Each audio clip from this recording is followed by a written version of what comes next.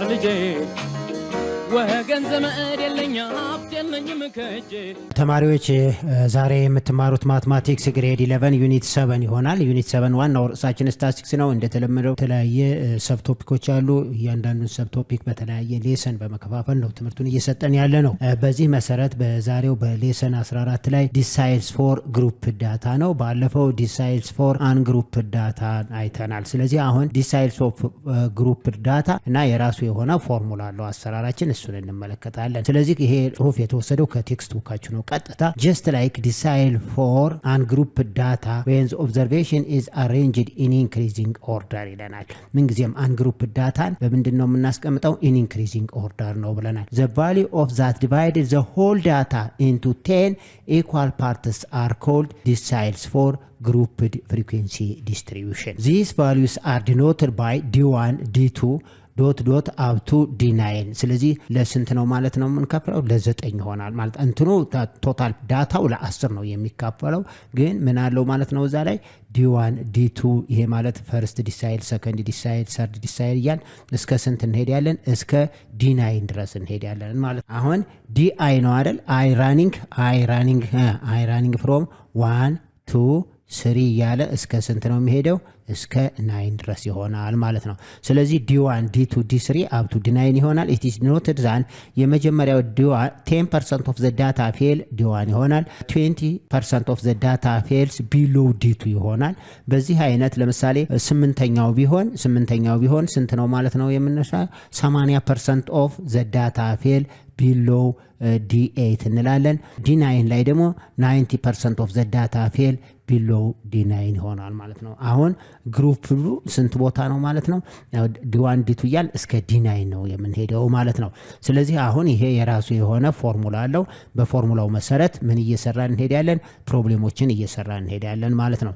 ስለዚህ ፎርሙላው ምንድነው የሚለው እንመለከታለን። ዋናው ዲሳይል ማለት ዳታውን ለስንት እኩል መክፈል ማለት፣ ዳታውን ለ10 እኩል ቦታ መክፈል ማለት ነው። ስለዚህ በዛ መሰረት አሁን d1 d2 d9 ያ ማለት አሁን ስንት ነው ማለት ነው? d1 d2 እያለ እስከ ስንት ይሄዳል? እስከ d9 ይሄዳል ማለት ነው። ስለዚህ አሁን d1 ማለት d1ን ያገኘነውን ዋጋ በፐርሰንት የምንጠየቅ ከሆነ 10% of the data below d1 እንላለን። ያን እንቀጥላለን ማለት ነው። በዚህ መሰረት ፎርሙላውን እንመልከት። okay, the is decile for group frequency distribution is calculated in similar way as follow ይላል። እንግዲህ ይሄንን ባለፈው በምን ሰርተን ነበረ? ታስታውሱት ከሆነ ኳርታይል በምንሰራበት ጊዜ ኳርታይል ዋናው ትልቁ ኳርታይል ካለ k1 2 3 ብለን ነው። ይሄኛው ዲሳይል ካለ ደግሞ i running from 1 up to 9 ይሆናል ማለት ነው። ስለዚህ the is decile for group frequency distribution is calculated in similar way as follow ይላል። the decile of i the is decile ማለት ነው bl ማለት lower class limit of the is decile class ማለት ነው plus i times n i ማለት እንዳልኳችሁ ምንድነው ብለናል? i running from 1 up to 9 ማለት ነው። n ማለት ምንድነው? number of observations ማለት ነው። n ማለት number of observation divided by 10 minus cumulative frequency before ማለት ነው። cfb ማለት ማን ነው? the cumulative frequency before the is decile class ማለት ነው over fc ማለት ደግሞ number of observation or the class frequency ማለት ነው። እዛ ቦታው ላይ ያለው class frequency ይሆናል ማለት ነው። ከዛ multiply by the width ማለት ደግሞ ይሄ the size of the class interval w ማለት እንዳለ the size of the class interval ማለት ነው። ስለዚህ ፎርሙላችን ምንድነው ማለት ነው? the di is equal to ምን ይሆናል? bl ማለት lower boundary plus i times n over 10 cumulative frequency before ማለት ነው divided by class frequency multiply by the width ማለት ነው። ይሄ ነው ማለት ነው ፎርሙላችን። በቃ በዚህ ፎርሙላ መሰረት ቀጥታ ምን እያደረግን እንሄዳለን? ጥያቄዎችን እየሰራን እንሄዳለን ማለት ነው። ለዚህ ፎርሙላ ኦፍ ዲሳይል ፎር ግሩፕ ዳታ ማለት ይሄ ይሆናል ማለት ነው። ስለዚህ ይሄን ፎርሙላ ስንወስድ ስንት ስቴፖች አሉን ማለት ነው? ፕሪፐር ኩሙሌቲቭ ፍሪኩዌንሲ ዲስትሪቢዩሽን ነው የምናደርገው። ሁለተኛው ደግሞ ምን እናደርጋለን ማለት ነው? ክላሱን መፈለግ ነው። ክላስ ባውንደሪውን እንፈልጋለን። ሶስተኛው ይሄን ፎርሙላ እንጠቀማለን ማለት ነው። ስለዚህ ስቴፖችን እንመልከት። ኦኬ ስቴፕስ ቱ ፋይንድ ዲሳይል ፎር ግሩፕ ዳታ ነው የሚለን። ስለዚህ አሁን ስቴፖች ስንት ስቴፖች ናቸው ያለው? 3 ስቴፕ ነው ብያቸዋለሁ። ስንት ስቴፕ ናቸው ያሉት? 3 ስቴፕ ነው። አንደኛው ፕሪፐር ኩሙሌቲቭ ፍሪኩዌንሲ ዲስትሪቢዩሽን ከተሰጠን ቴብል ላይ የተሰጠውን ምን እንፈልጋለን ወይም እናዘጋጃለን? ኩሙሌቲቭ ፍሪኩዌንሲ እናዘጋጃለን። ሁለተኛ ፋይንድ ዘ ክላስ ዌር ዘ አይዝ ዲሳይድ belongs to the I times n over 10 item ምንድነው ክላሱ ባውንደሪ ክላስ ባውንደሪ እንፈልጋለን። ክላስ ባውንደሪ የምንፈልገው የትኛውን ፎርሙላ ተጠቅመን ነው? ይሄንን ነው ማለት ነው። ስለዚህ አሁን እዚህ ላይ ክላስ ባውንደሪ ማለት ተመልከቱት። ክላስ ባውንደሪውን ማወቅ ግድላል። ምንድነው ክላስ ባውንደሪስ ማለት I times n over 10 አይተም ይሆናል ማለት ነው። ይሄ ማለት አይተሙን ክላሱን ይነግረናል ማለት ነው። ይሄ ወሳኝ ነው። የመጀመሪያ ስራችን ፕሪፔር ኩሙሌቲቭ ፍሪኩዌንሲ እናዘጋጃለን። ሌላው ደግሞ ክላስ ባውንደሪ እንፈልጋለን። ሶስተኛው ዩዝ ዘ ፎርሙላ ይለናል። ፎርሙላው ማን ነው? di is equal to bl ማለት አሁን ሎወር ባውንደሪ አሁን ክላስ ባውንደሪ ምክንያቱም ብዙ ክላሶች ናቸው ያሉት። በእያንዳንዱ ክላስ ደግሞ የራሱ የሆነ እያንዳንዱ ክላስ ምን አለው? ሎወር ባውንደሪ ያለው። ስለዚህ አሁን የdi ላይ d1 ሊሆን ይችላል d2 d3 d4 ብቻ የተጠየቅነው የትኛው ክላስ ላይ ነው ብለን ማወቅ ግዴታ ይሆናል ማለት ነው። ዲሳይዱ ያለው የትኛው ክላስ ነው የሚለውን። ስለዚህ di is equal to bl ፕላስ እንልና I times n over 10 minus cumulative frequency before divided by what? Divided by class frequency multiply by the width። ይሄ ፎርሙላ ዩዝ ዘ ፎርሙላ የሚለው ይሄ ነው ፎርሙላችን ማለት ነው። ስለዚህ የመጀመሪያው ስቴፕ ማን ነው? የመጀመሪያው ስቴፕ ኩሙሌቲቭ ፍሪኩዌንሲ ማዘጋጀት ነው። ሁለተኛው ክላስ ባውንደሪ መፈለግ ነው። ሶስተኛው ደግሞ ፎርሙላውን መጠቀም ይሆናል ማለት ነው። በዚህ መሰረት ኤግዛምፕል እንሰራለን። ኦኬ ኤግዛምፕል 1 ይለናል። ይሄ ከቴክስት ቡክ ቀጥታ የተወሰደ ነው። the following table gives the amount of time in minute spent on the internet each evening by group of 41 students ነው። ስለዚህ 41 ተማሪዎች ናቸው የሚከታተሉት ማለት ነው። ስለዚህ በኢንተርኔት ማለት ነው። በኢንተርኔት the following table gives the amount of time in minute spent on the internet each evening by a group of 41 students let be the time ይለናል። አሁን time spent internet አሁን ሰዓት እነዚህ 41 ተማሪዎች ኢንተርኔት በሚጠቀሙበት ሰዓት ላይ ኢንተርኔቱ ወይም ይጠፋል ወይም ይደክማል። አሁን ለምሳሌ በመጀመሪያው ከ10 እስከ 15 ደቂቃ የጠፋባቸው 3 ተማሪዎች ወይም ደግሞ ኢንተርኔቱ የተዳከመው 3 ተማሪዎች አሉ ማለት ነው። ከ15 እስከ 20 ደቂቃ ደግሞ 9 ተማሪዎች አሉ ማለት ነው። ከ20 እስከ 25 ደቂቃ ድረስ ኢንተርኔቱ የጠፋበት ወይም ደግሞ የተዳከመበት 10 ተማሪዎች አላቸው ማለት ነው። ከ25 ደቂቃ እስከ 30 ደቂቃ ደግሞ ኢንተርኔቱ ቀጥታ የተቋረጠበት ወይም የጠፋበት ወይም የደከመበት ደግሞ ስንት ተማሪዎች አሉ? 12 ተማሪዎች አሉ ማለት ነው። ከ30 እስከ 35 ደቂቃ ደግሞ ኢንተርኔት የተቋረጠባቸው ወይ የጠፋባቸው ወይም ድክመት ያሳየበት 7 ተማሪዎች አሉ። ይሄ ማለት ታይም ስፔንት ኦን ኢንተርኔት የተዳከመበት ወይም የጠፋበት ጊዜ ማለት ነው። ነምበር ኦፍ ስቱደንት ደግሞ ይሄ ነው። ስለዚህ የዚህን ምንድነው ፈልጉ ያለን? D3 D5 እና D7 ይሄ ማለት the third decile the fifth decile ይሄ ማለት ሚዲያኑ ማለት ነው። D5 ማለት ምክንያቱም decile ማለት divided into 10 groups ስለሆነ D5 ማለት ሚዲያኑ ማለት ነው። የዲሳይል ሚዲያን D5 ነው የሚሆነው። D7 እነዚህን ፈልጉ ነው ያለን። ስለዚህ አሁን ሶሉሽን ብለን የመጀመሪያ ምንድነው የምናደርገው? ፕሪፐር ኩሙሌቲቭ ፍሪኩዌንሲ እናዘጋጃለን። ከዛ እንደገና ፋይንድ ክላስ ባውንደሪ ነው። ስለዚህ መጀመሪያ ኩሙሌቲቭ ፍሪኩዌንሲ እናዘጋጅ። ኩሙሌቲቭ ፍሪኩዌንሲ ሌላ ቴብል ከምናዘጋጅ እዚሁ ላይ እንሰራለን ማለት ነው። እዚሁ ጥያቄ ላይ ፈተና የሚሆን በፈለጋችሁት ስትሰጡ ኩሙሌቲቭ ፍሪኩዌንሲ እዚሁ ቴብሉ ላይ ተሰጠው ጥያቄ ላይ ኩሙሌቲቭ ፍሪኩዌንሲ ከታች ያዘጋጁለት ማለት ነው። ስለዚህ አሁን ኩሙሌቲቭ ሲኤፍ ማለት ኩሙሌቲቭ ፍሪኩዌንሲ እዚህ ያዘጋጃለሁ ማለት ነው። ስለዚህ የመጀመሪያው ፈርስት ክላስ ላይ ኩሙሌቲቭ ፍሪኩዌንሲው ስንት ነው የሚሆነው? 3 ነው የሚሆነው ክላስ ላይ። እዚህ ላይ ሰከንድ ክላስ ላይ ኩሙሌቲቭ ፍሪኩዌንሲ ማለት 3 እና 9 መደመር ማለት ነው 12 ይሆናል።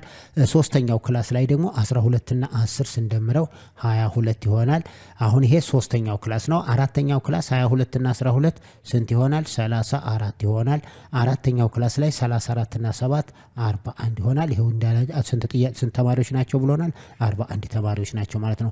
ኩሙሌቲቭ ፍሪኩዌንሲ ቶታል ነምበር ኦፍ ስቱደንትስ ነው መስጠት ያለበት ማለት ነው። ስለዚህ n = ስንት ሆነ ማለት ነው? አሁን n = ስንት ነው ማለት ነው? 41 ነው ማለት ነው። የሚቀጥለው ደግሞ ማንን እንፈልጋለን? ክላስ ባውንደሪውን ነው የምንፈልገው። ክላስ ባውንደሪው ስንፈልግ ክላስ ባውንደሪው ስንት ነው ማለት ነው? I times n over 10 አይተም ነው የሚለው 10 አይተም ይላል ማለት ነው። ይሄ ማለት አይ ማለት ስንት ነው? አይ ማለት አሁን እዚህ ላይ እንዳለ D3 ነው አሁን የምንፈልገው። ሮማን ነምበር 1 ልበልና ማንን ልፈልግ? D3 ነው የምፈልገው ማለት ነው። አሁን D3 ነው። ስለዚህ አይ ማለት 3 ነች ማለት ነው። አይ ማለት ስንት ነች? 3 ነች። 3 ሲባዛ በ41 ሲካፈል ለ10 ይሆናል ማለት ነው። አይተም። አሁን ይሄንን 3 ሲባዛ በ41 ሲካፈል ለ10 ማለት 3ን በ41 ስናባዛው 123 ሲካፈል ለ10 ማለት 12.3 ስለዚህ D3 is 12.3 አይተም ይሆናል። ስለዚህ አሁን 12.3 የትኛው ክላስ ላይ ነው የሚገኘው የሚለው እንመልከት። ይሄው 3 12 እዚህ ላይ ስንተኛው ሶስተኛው ክላስ ላይ ነው ማለት ነው። ስለዚህ እዚህ ላይ ማን ይገኛል? እዚህ ፓርት ላይ የሚገኘው ማን ነው ማለት ነው? D3 ስንተኛው ክላስ ላይ ነው ያለው? ሶስተኛው ክላስ ላይ። ለምን መሰለ? ከ13ኛው ተርም ጀምሮ እስከ 22ኛው ድረስ ያለው ሶስተኛው ክላስ ስለሆነ ምክንያቱም ፈርስት ክላስ እስከ 3 ነው። ሁለተኛው ክላስ ደግሞ ከ4 እስከ 12 ነው። ሶስተኛው ክላስ ደግሞ ከ13 እስከ 22 ስለሆነ 12.3 ማለት ከ12 ይበልጣል። ስለዚህ it is found in third class in the third class ይሆናል ማለት ነው። ስንተኛው ነው? third class ይሆናል ማለት ነው። አሁን ስንተኛው ክላስ ነው ያለው? ሶስተኛው ክላስ ነው ማለት ነው። ስለዚህ in the third class አሁን third class ስለሆነ ልብ በሉ third class ነው። አሁን የት ላይ ነው እንትናችን ዳታችን በሙሉ ያሉት? እዚህ ላይ ነው ማለት ነው። D3 የሚገኘው እዚህ ላይ ነው። ስለዚህ ይሄ ኮንቲኒስ ነው። ኮንቲኒስ ስለሆነ ሎወር ባውንደሪው 20 ነው የሚሆነው። ሎወር ባውንደሪው 20 ነው። እንደገና ኩሙሌቲቭ ፍሪኩዌንሲ ይሄው 12 ነው። ኩሙሌቲቭ ፍሪኩዌንሲ ማለት ይችነች 12 ኩሙሌቲቭ ፍሪኩዌንሲ 12 ነው። ክላስ ፍሪኩዌንሲው ደግሞ 10 ይሆናል ማለት ነው። ክላስ ፍሪኩዌንሲው ስንት ነው? 10 ይሆናል። ክላስ ፍሪኩዌንሲው ስንት ነው ማለት ነው? 10 አያችሁት? አሁን ክላስ ፍሪኩዌንሲው 10 ይቻት ክላስ ፍሪኩዌንሲው ይሄ ነው። እዚህ ላይ 20 እንወስዳለን። ቢኤል ደግሞ እዚህ እንወስዳለን። እነዚህን ዳታዎች ነው ማለት ነው የምወስደው። ስለዚህ 20 ማለት ቢኤልን አሁን እዚህ ላይ ቢኤል ማለት ተመልከቱት። ቢኤል ማለት ስንት ነው? 20 ይሆናል። ቢኤል ማለት 20 ነው። እንደገና ኩሙሌቲቭ ፍሪኩዌንሲ ቢ4 ማለት ኩሙሌቲቭ ፍሪኩዌንሲ ቢ4 ማለት ስንት ነው? 12 ይሆናል። 12 ነው። ክላስ ፍሪኩዌንሲው ደግሞ ኤፍሲ ማለት ነው። ክላስ ፍሪኩዌንሲው ክላሱ ያለበት ስንት ነው? 10 ይሆናል ማለት ነው። ኤን ስንት ነው ብለናል? 41። እነዚህን ዳታዎች በቀጥታ በፎርሙላ ውስጥ ሰብስቲቲዩት ስናደርግ ማንን እናገኛለን? D3ን እናገኛለን ማለት ነው። ኦኬ እነዚህ ዳታዎች ከክላስ 3 ላይ የተገኙ ዳታዎች ናቸው። the third decile D3 is equal to lower boundary ስንት ነው ብለናል? 20 ፕላስ IN ኦቨር 10 ማለት 12.3 ነው። ምክንያቱም I 3 ነው። 3 ሲባዛ በ41 123 ይሆናል። ሲካፈል ለ10 12.3 12.3 ሲቀነስ ኩሙሌቲቭ ፍሪኩዌንሲ 12 ይሆናል። ዲቫይድድ ባይ ዋት? ዲቫይድድ ባይ ፕላስ ፍሪኩዌንሲው 10 ይሆናል። መልቲፕላይ ባይ ዊድዛችን ደግሞ 5 ይሆናል ማለት ነው። እዚህ ላይ ዊድዛችን ስንት ነው? ይሄው ዊድዛችን 5 ነው ማለት ነው። ይሄንን መልቲፕላይ ከ12.3 ላይ 12 ሲቀነስ 0.3 ይሆናል። 0.3ን በ5 ሳባዛው 1.5ን ለ10 ስናካፍለው ስንት ይሆናል? 20 ፕላስ 0.15 ይሆናል ማለት ነው። ስለዚህ D3 ማለት ስንት መጣ? 20.15 ይመጣል ማለት ነው። መልሳችን ይሄ ይሆናል። this shows that 30% of the data fails below 20.15 ወይም 30% of the data less than ስንት ይሆናል? less than 20.15 ይመጣል። በሌላ ደግሞ ይሄን ከተፈለ 70% of the data ምን ይሆናል ማለት ነው? greater than 20.15 ብለንም መናገር እንችላለን። አሁን የሚቀጥለው ደግሞ D5 እንፈልጋለን ማለት ነው። አሁን D3 ስንት ነው የተጠየቅነው? D3 20.15 ይሆናል። ኦኬ አሁን የተጠየቁት ሮማን ነምበር 2 D5 ነው። D5 ማለት ሚዲያን ነው ብያችኋለሁ። D5 ማለት D5 ምን ነው የሚያሳየን? ሚዲያን ነው ማለት ነው። ሚዲያን ኦፍ ዋት? ሚዲያን ኦፍ ዲሳይል ይሆናል ማለት ነው። ስለዚህ D5 is I times N over 10 ነው። I 5 ነው። ነምበር ኦፍ ኦብዘርቬሽን 41 ነው። 5 ሲባዛ በ41 ሲካፈል ለ10 5ን በ41 ሲናባዛ 205 ይሆናል። 205ን ለ10 ስናካፍለው 20.5 ይሆናል ማለት ነው። ስለዚህ 20.5 የትኛው ተርም ላይ ነው የሚገኘውን የሚለውን ከጥያቄው ላይ እናያለን ማለት ነው። ስለዚህ አሁን 20.5 የሚገኘው 3 እና ይሄው 3 እና 10 እዚህ ላይ ስንሄድ ኩሙሌቲቭ ፍሪኩዌንሲ ያለበት ቦታ ላይ ነው። ኩሙሌቲቭ ፍሪኩዌንሲ ይሄው እዚህ ላይ ሰከንድ እስከ 12 ነው። ከ13 ጀምሮ እስከ 22 ድረስ ሰርድ ነው ማለት ነው። ስለዚህ አሁንም D5 ያለውም እዚህ ቦታ ላይ ነው ማለት ነው። D5ም ሶስተኛው ክላስ ነው ማለት ነው። ስለዚህ ሶስተኛው ክላስ ላይ አሁንም የሚለያዩት ማን ላይ ነው? ሎወር ባውንደሪው 20 ነው። ኩሙሌቲቭ ፍሪኩዌንሲውም 12 ነው። ክላስ ፍሪኩዌንሲውም 10 ነው። አሁን የሚለያዩት ዊድዙም ከ25 ላይ 20 ስቀንስ ዊድዙም 5 ነው። አሁን የሚለያዩት አይ ላይ ብቻ ይሆናል ማለት ነው። ስለዚህ ሰብስቲቲዩት እናድርግ። ኢን ዘ ሰርድ ክላስ ይሆናል። ስንተኛው ክላስ ነው? ሰርድ ክላስ ነው ማለት ነው። ሰርድ ክላስ ከሆነ ቢኤል ማለት ስንት አግኝተናል? 20 አግኝተናል። ኩሙሌቲቭ ፍሪኩዌንሲ ቢ4 ደግሞ ስንት አግኝተናል? 12 አግኝተናል። ሌላው ክላስ ፍሪኩዌንሲው ስንት አግኝተናል? 10 ዊድዛችን 5 ነው። አሁን እዚህ ላይ አይኤን ኦቨር 10 ስንት ይመጣል? 20.5 ነው። ይኸው እዚህ ላይ ስለሰራ ነው። አይ ማለት 5 ነው። 5 ሲባዛ በ41 ሲካፈል 10 20.5 እዚህ ስላገኘ ነው። ስለዚህ አሁን d5 = BL ነው ፎርሙላችን። BL ፕላስ I times n over 10 minus cumulative frequency B4 over class frequency times the width ነው። ቀጥታ substitute ማድረግ ነው። this is equal to BL ማለት 20 ማለት ነው plus IN over 10 ማለት 20.5 minus cumulative frequency 12 ነው ሲካፈል class frequency 10 ሲባዛ በ5 d5 is equal to 20 plus 20.5 minus 12 ማለት 20 plus እንልና ከ20.5 ላይ 12 ስንቀንስ 8.5 ይሆናል። 8.5 ሲባዛ በስንት ይሆናል? በ5 ሲካፈል ለ10 ይሆናል ማለት ነው። ይሄ ማለት d5 is equal to 20 ፕላስ 8.5ን በ5 ስናባዛው ስንት ይመጣል? 42.5 ሲካፈል ለ10 ይሆናል። 8.5ን በ5 ስናበዛው 42.5 ይሆናል። 42.5ን ደግሞ ለ10 ስናካፍለው ስንት ይሆናል? d5 is equal to ስንት ይመጣል? 20 ፕላስ 4.25 ይሆናል ማለት ነው። ይሄ ማለት ስንት ይመጣል? 24.25 ይሆናል ማለት ነው። ስለዚህ d5 የተጠየቅነው ይሄ ማለት therefore ብለን d5 is equal to 24.25 ይሆናል መልሳችን። d5 ማለት ሚዲያን ነው ብለናል። ይሄ ማለት ምንድን ነው? ሚዲያን ኦፍ እዚህ ይሄ የሚያሳየን ሚዲያን ኦፍ ዲሳይድ ይሆናል። this implies that በሌላ የተጠየቁት what is d5 ወይም what is the fifth decile ማለት ነው። ያ ማለት the median of decile ነው። ስንት አግኝተናል? 24.25 ነው። ይሄንን በሌላ መልኩ በፐርሰንት ብንጠየቅ ምን ይሆናል? this implies that 50% of the data fails below 24.25 ማለት ነው። ወይም በሌላ 50% of the data are greater than 24.25 ብለን መመለስ እንችላለን ማለት ነው። ሶ በፐርሰንት ከተጠየቅን ይሄ ይሆናል መልሳችን።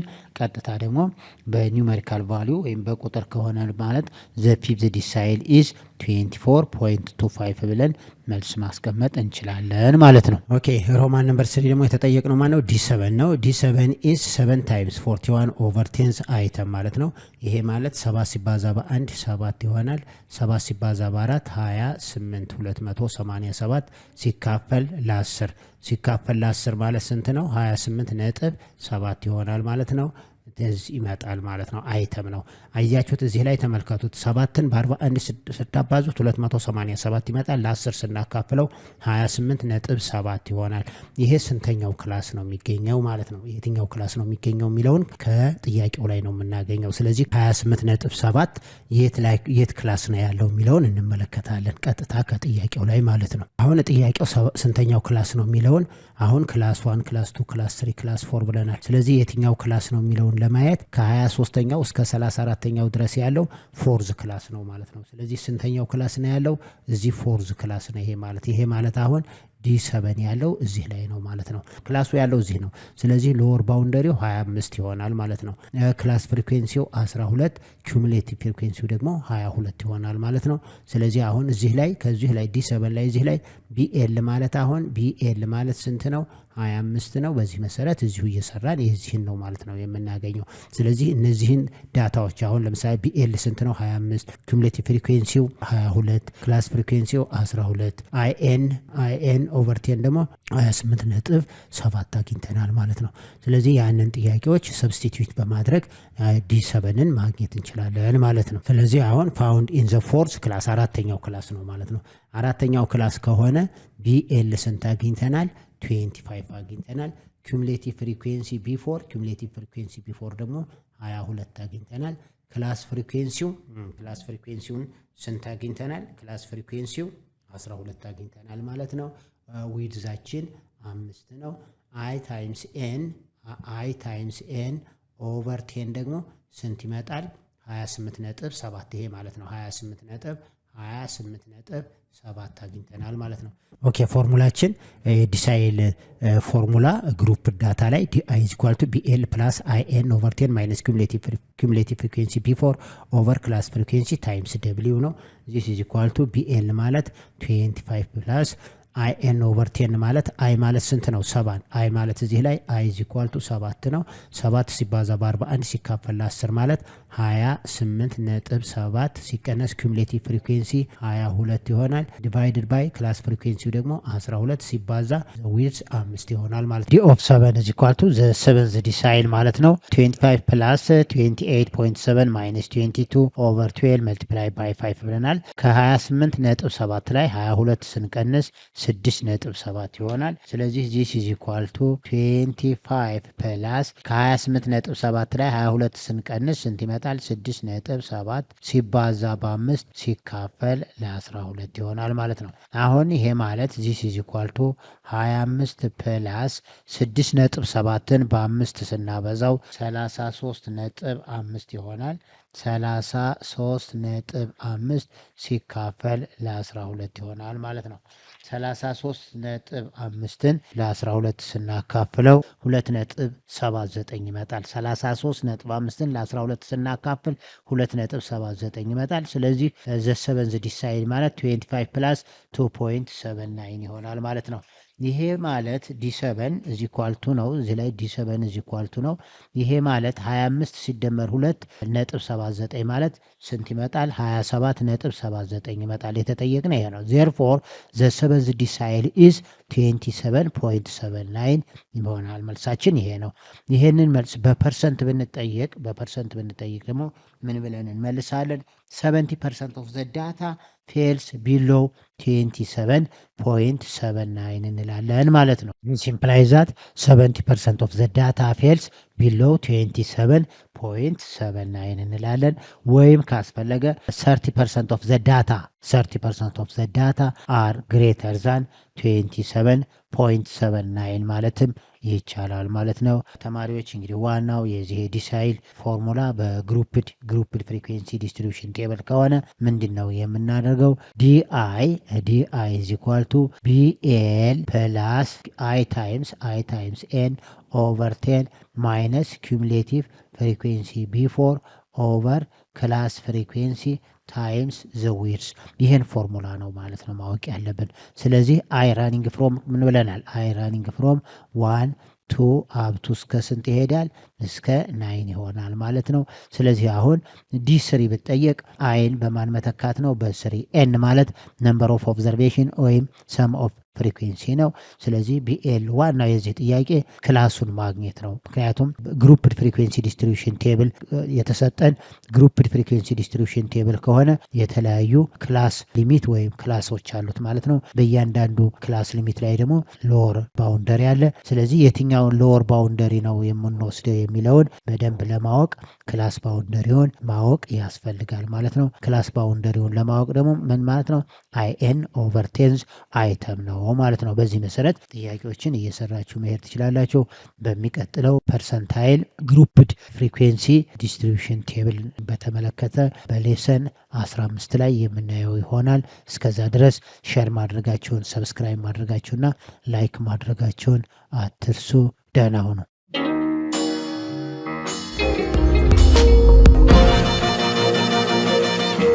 ፀሐይ ነው ላስተማረ ሰው ግን ቀኑ